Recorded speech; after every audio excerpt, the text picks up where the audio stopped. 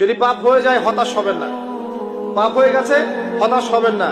ওযু করবেন, জায়নামাজে দাঁড়াবেন, 2 রাকাত নামাজ পড়বেন, ওই পাপের কথা আল্লাহকে বলে ক্ষমা চাইবেন।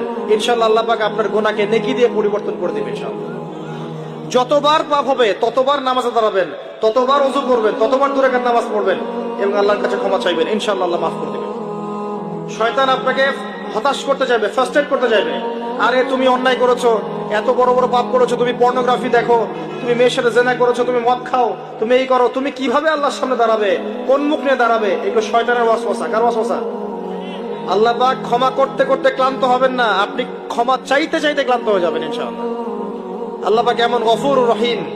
এক ব্যক্তি 99টা খুন করেছে। কয়টা? 99টা খুন করে এক আলেমের কাছে গিয়ে বলেছে যে আমার কি তওবা হবে? সে বলেছে না, তওবা হবে না। সে বলেছে কি?